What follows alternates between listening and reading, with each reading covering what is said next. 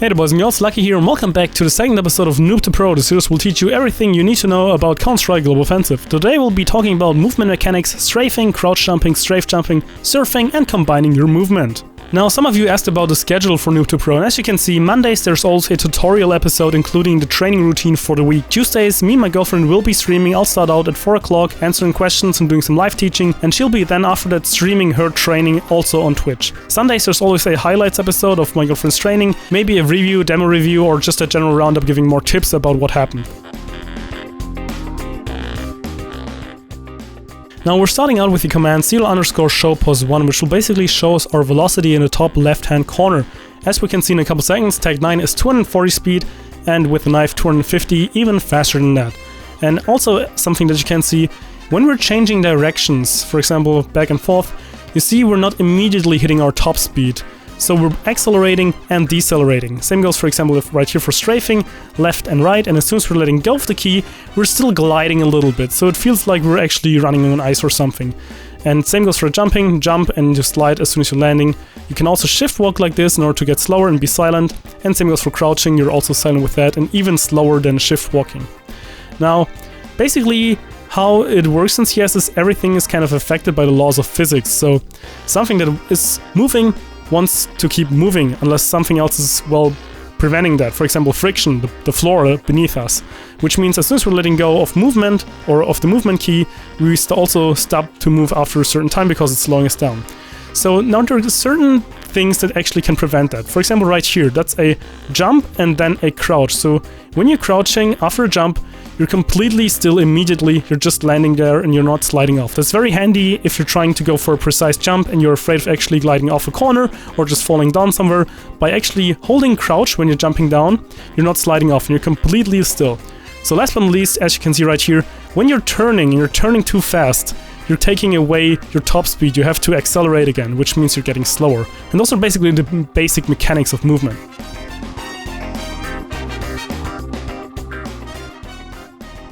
Now first of all, let's check out what it looks like if you're not strafing. So right here I'm only using W to move around.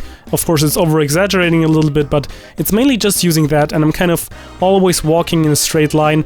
And I assume that you can already see the disadvantage that you got by this. You're always exposing yourself quite a lot, and you yourself kind of do not get the best view of what's happening around you, because as I said before, in order to get to somewhere, you always have to look at it. So you're kind of exposing yourself, but at the same time you're not able to see a lot. Now let's actually check it out with strafing, so only using A and D and sometimes then again W in between to move forward. You can see you're able to basically spot a lot more things that are happening on the map. You're able to move around it a lot more freely, and that's usually how you want to walk around the map. So if you're strafing, or better said, that's basically what strafing is, and this is also the thing you want to do. You want to move around like this. Don't just walk somewhere straight, kind of always strafe left and right, then only go forward a little bit until you can strafe left and right again. And like this, you're able to clear the corners a lot better, you're able to move around the map a lot more efficiently, and you'll also be rewarded later on as soon as you learn how to stutter-step. Now let's talk about crouch jumping. Crouch jumping is a very important skill you need to master. It's sometimes also called duck jumping, in order to completely freely move around the map. For example, right here beside us too. A normal jump will not get you up here. All the way back right here, it's not as high, so you can jump up right here. But in between those barrels, you need to jump and crouch after you're jumping. So you just jump and then you hold crouch for the whole time, and you will basically land on top of the ledge. You also have to keep holding your direction keys, for example in that case W, in order to get on top of it. So right here you can also see it from the third person perspective. A normal jump is not quite high enough, but if you're crouch jumping, as you can see, you're kind of getting a little height boost, and you're getting those little extra centimeters or inches, or wherever you're from and what system you're using, in order to get onto it. In our examples right here, again on Dust 2, you cannot jump up on right here towards T-spawn. However, if you do a crouch jump, so once again just showing you guys, you can easily get up on top of there, and again, if you're just running before that, you can even cover more ground because you're flying and you're longer in the air because your feet are not hitting the ground as soon as they usually would. So that's something you also have to keep in mind. So always try to learn crouch jumping. Just jump, and after you did that, hold crouch.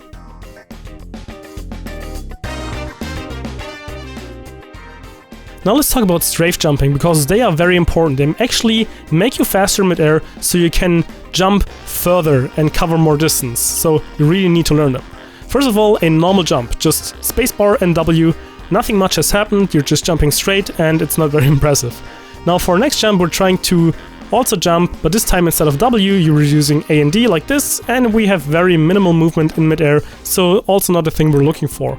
Now next thing, we jump again with spacebar, and this time around we try to turn with our mouse, and I mean we're already turning midair. So to properly strafe jump you want to always sync up your left and right mouse movements with your strafes, which means if you're moving to the left, or if you want to move to the left, then hold A and then move your mouse to the left while holding A.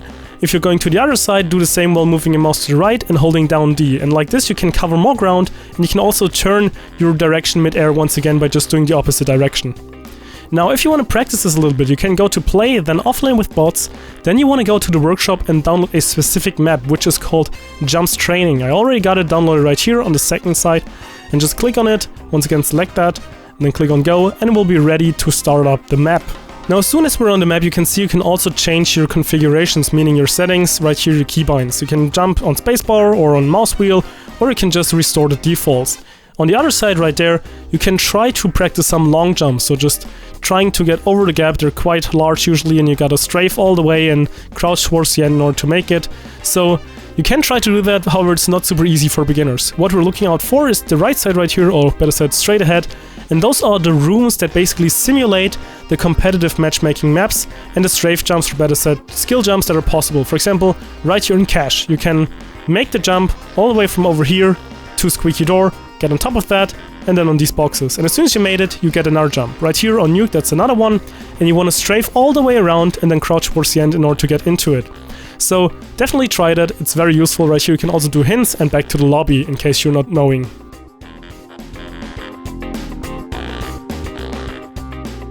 Now another thing that I want to tackle is of course surfing, as you can see right now. Surfing is a big part of the training routine this week because it really helps you with your strafing midair. So right here once again just letting you know, if you're moving to the left with your mouse, or if you want to move midair to left, you move your mouse to the left and also hold down your A key meanwhile. If you want to move to the right, do the same with D and moving your mouse to the right.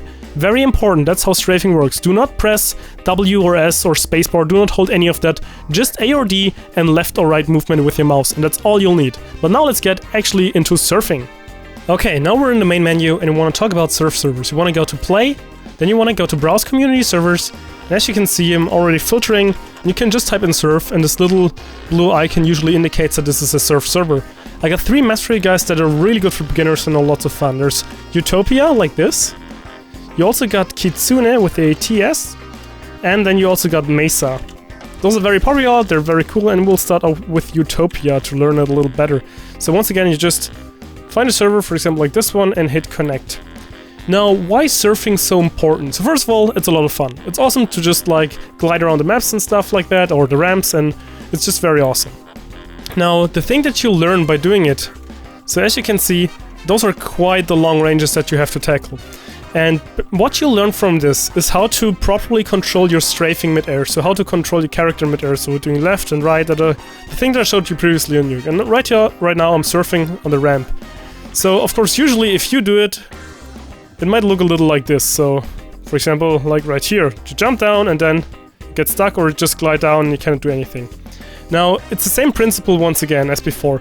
You only use A or D, so only this side or this side. So if I'm going to this side of the ramp, I'm only hitting the A key towards the middle of the ramp, kind of. And if I'm on this side, I'm only hitting the D key in order to get towards the middle of this side. So right here, left side, you want to hit right.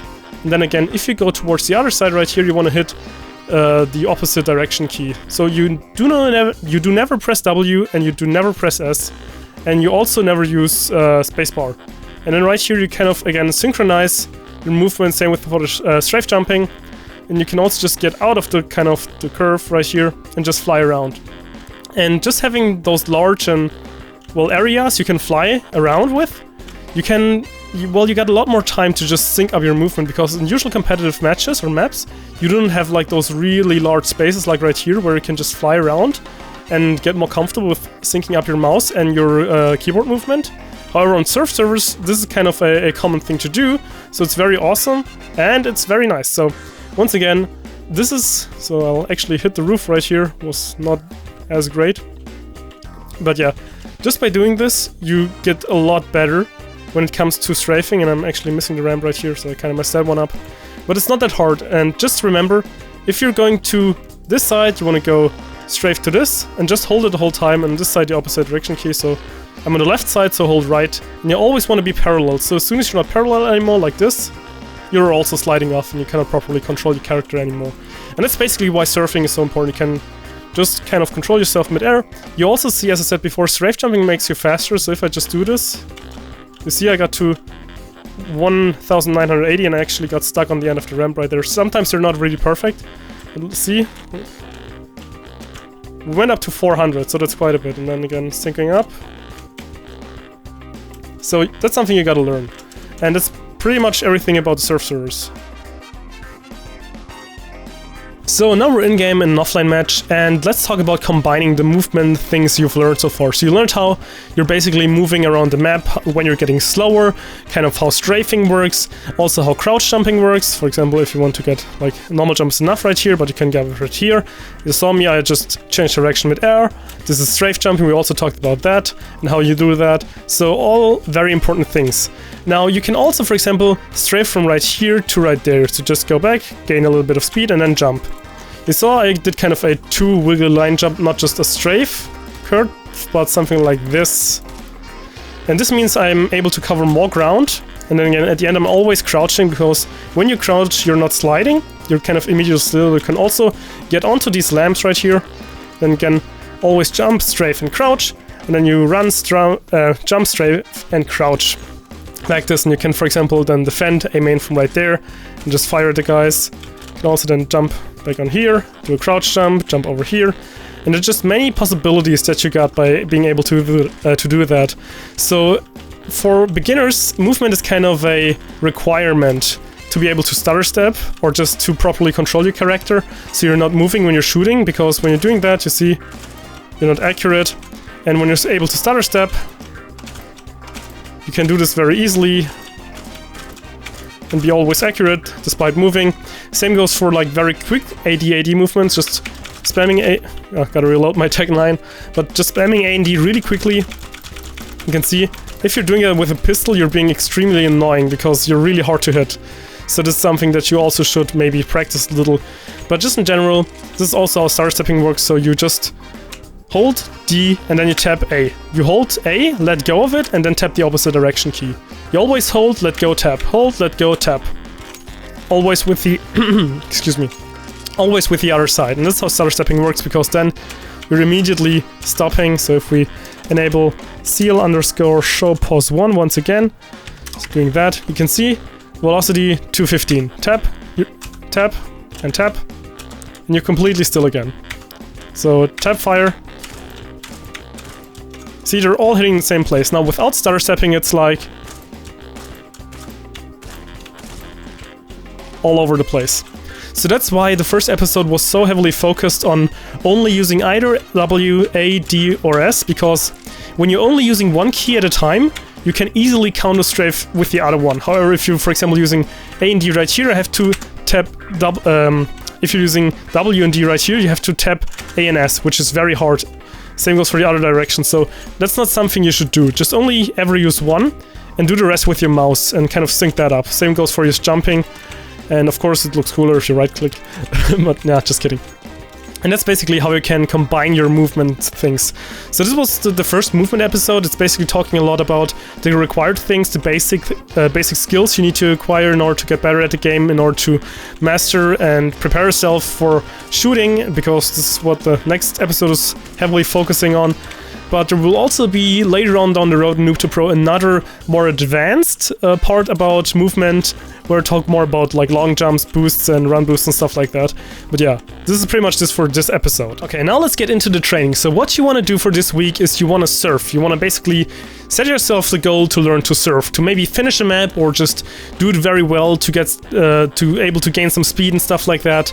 And you also want to try out the other map that I linked in the description down below, which is a workshop map, which is called Jumps Training, which I showed you previously, and just try to do a couple of jumps there. As I said before, you can just hit the hint button and it will show you what you have to do in order to complete a jump, so that's also very useful. So yeah, you basically want to still play deathmatch, maybe like 2 or 3 rounds a day, and the rest of the like hour or 90 minutes you want to do surfing or the jumps training. Preferably surfing for half an hour and then jumps training for another half an hour and then half an hour of deathmatch. Because you still want to be able to like shoot and learn then deathmatch, but you also want to learn your or better improve your movement in the other modes, that is the workshop map and the surf servers. And I think this pretty much wraps it up for the first episode.